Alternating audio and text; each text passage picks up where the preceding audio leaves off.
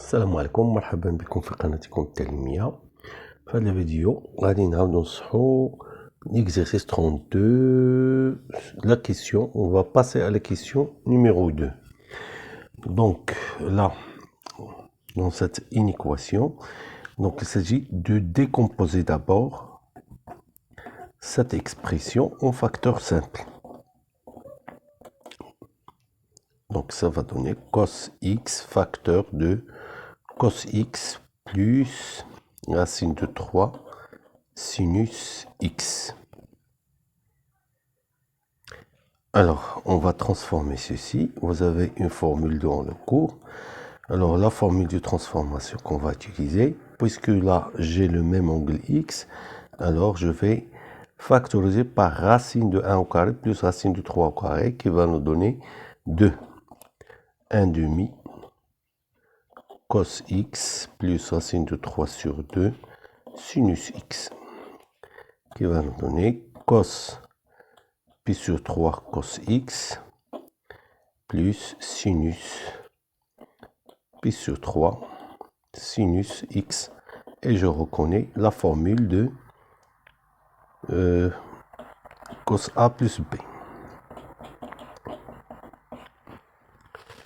Et là, notre expression devient cos carré x plus racine de 3 cos x sin x, voilà, va nous donner le produit suivant, cos x fois 2 fois cos de pi sur 3 plus x.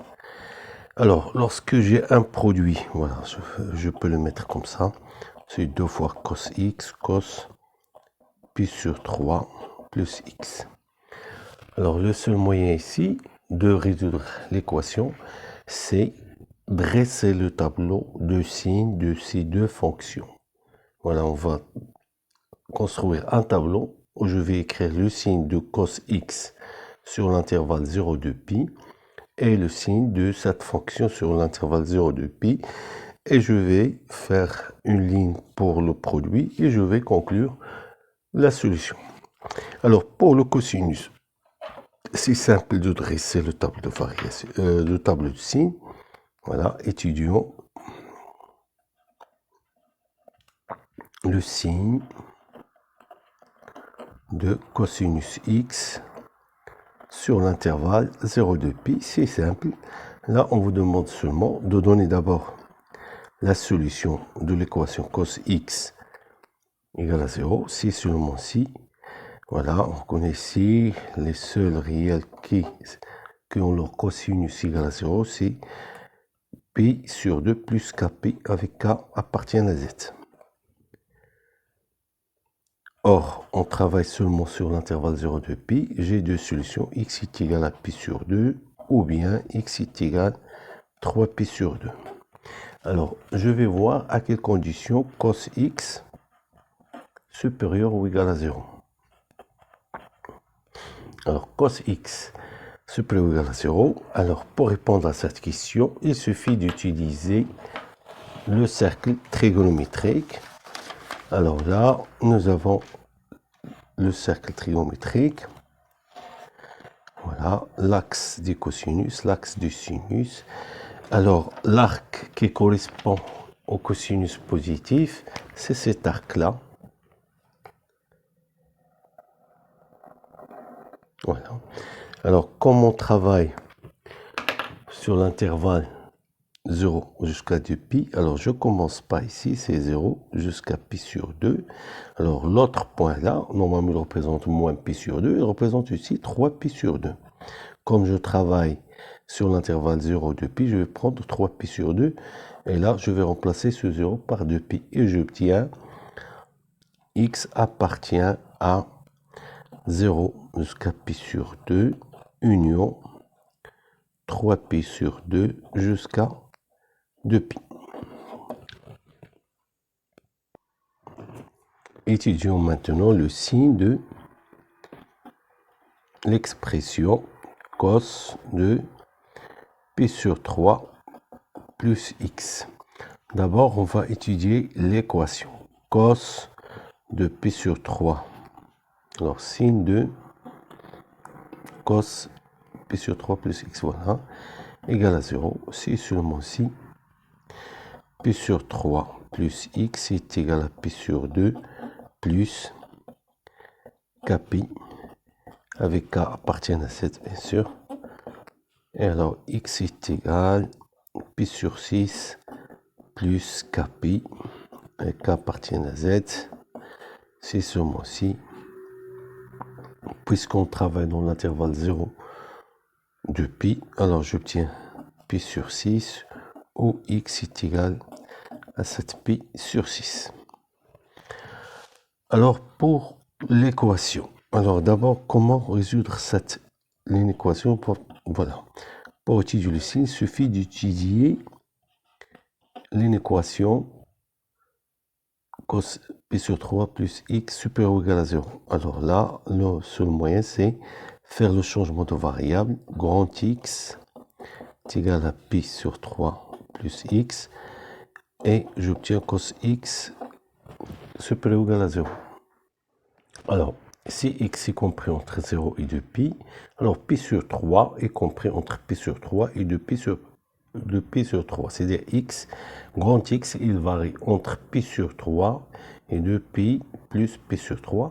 C'est-à-dire là, j'ai un intervalle qui décrit tout le cercle, parce que je pars de pi sur 3 jusqu'à pi sur 3 plus 2pi. C'est-à-dire j'ai effectué un tour avant d'arriver au même point. Alors, toujours, j'utilise le cercle. Alors, cosinus de x est positif lorsque on est sur cet arc.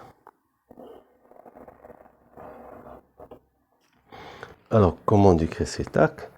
Voilà, c'est toujours grand X. Ceci est équivalent. Alors, grand X, attention, grand X, il commence par ici, de pi sur 3. Donc, je vais prendre cette partie. Grand X appartient à pi sur 3 jusqu'à pi sur 2. Union. Là, c'est 3pi sur 2 jusqu'à ce point-là. 2pi plus pi sur 3. Et là, je vais revenir à l'ancien variable en écrivant grand X, grand X est compris entre pi sur 3 et pi sur 2, ou grand X est compris entre 3pi sur 3, 3pi sur 2, pardon, et 2pi plus pi sur 3. Et je trouve que petit x est compris entre 0 et pi sur 2 et 7pi sur 2 et 2pi. Et maintenant, je vais consigner tout ça sur un tableau de signes.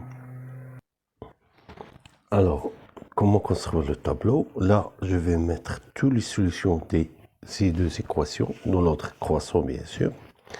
Voilà, j'obtiens ces intervalles.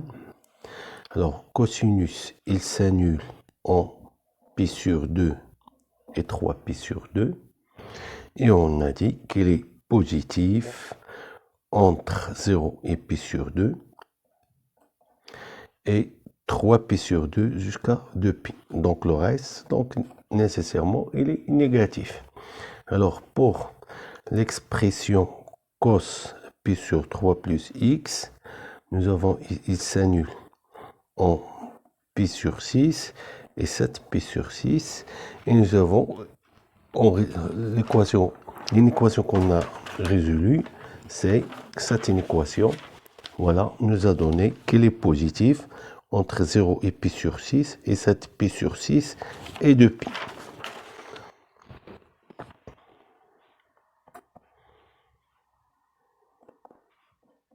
Et là, c'est négatif. Et là, le produit, c'est plus, moins, plus, moins, plus. Et là, nous avons des zéros. Voilà, c'est le seul moyen d'établir ou bien de dresser un tableau de signes au cas des fonctions trigonométriques. Et si vous avez le produit de deux fonctions trigonométriques, alors toujours étudier chaque facteur, c'est-à-dire résoudre l'équation et résoudre l'inéquation pour trouver dans quel intervalle il est négatif. Et par contraposition, vous pouvez mettre où il est négatif, car c'est pas comme les fonctions polynômes de premier degré ou bien deuxième degré. On a des règles qui sont très simples. Non, là, c'est un peu compliqué.